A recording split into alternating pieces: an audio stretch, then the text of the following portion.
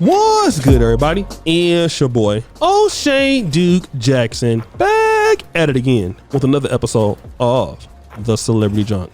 Dima on a couple music. So DJ Academics is back at it again with some information for Meg the Stallion. Now, we all know what happened a year or so ago, could be even further than that now, where Meg the Stallion said that Tory Lanez shot her in the foot. Gunshots!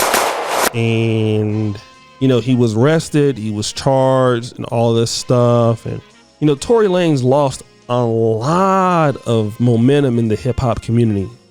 Many people, artists came out against him. He lost certain brand deals. He's fighting for his life. All right. That's the reality. He's fighting for his life right now. And now they have the experts coming in to really try to find out if his fingerprints were on the gun. And there is a Twitter post saying this from Nancy Dillon. Update. Day music. I have a transcript from a court reporter. This is what Tory Lanez's attorney said. We are in the process of actually returning an expert with respect to DNA. It is our hope that we'll be able to review and confirm the LAPD's analysis, which from our standpoint was favorable. Okay. Now, DJ Academic says this. Sad music. The Stallion. Hey, I don't give a F about what you got with Tory. Y'all can play y'all PR games. We know what you and Rock Nation is doing. I don't care. Just don't try to bring in my brand in there. You literally a peon in the game. 1501 owns you and you beg them for every time to drop a song. Okay. And, you know, basically, Megan Thee Stallion was real pissed off. I'll do another video about that. But let's just say this is actually true. If this is true, let's say if Tory Lanez is cleared in this, then the question is, who actually did it?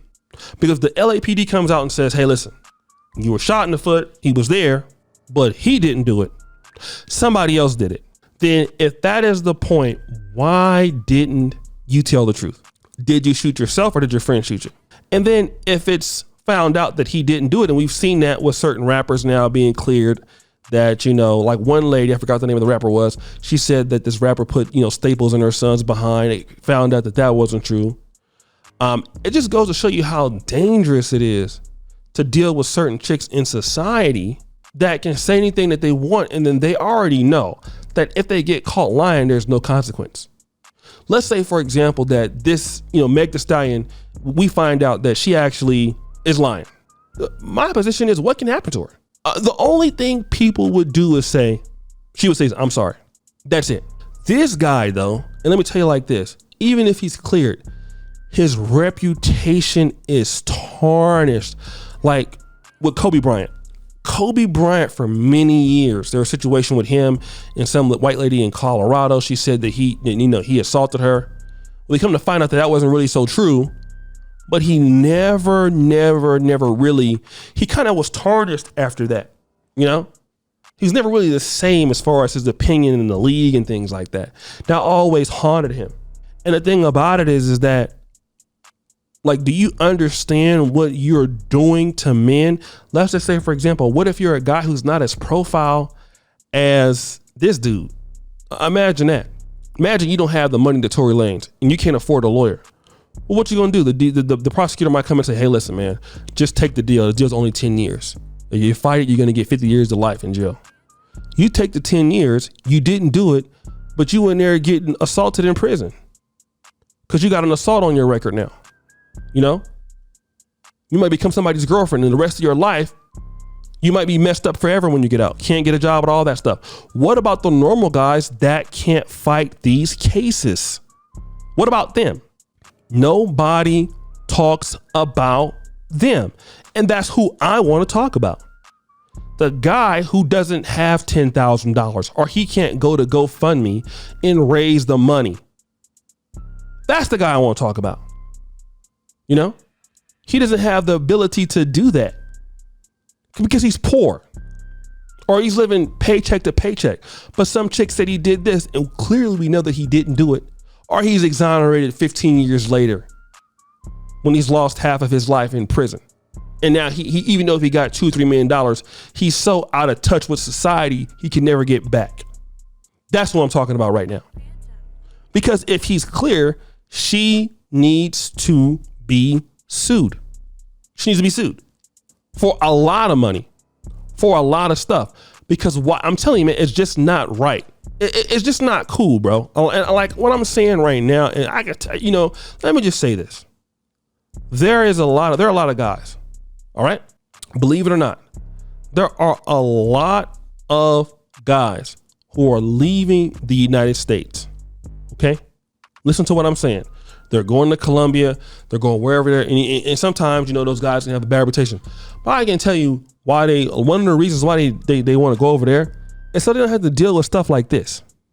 Somebody just blatantly lying on you, saying that you did something that you clearly did not do. All right. Clearly. Because somebody wants to just say something about you because they don't like you no more, or you slept with their friends, so they're trying to get you back because they're vindictive, just to say something to ruin your reputation. And they can do it because they can get away with it. And I want to tell you like this. This goes back to the heart of what the manosphere community is about, both black and white.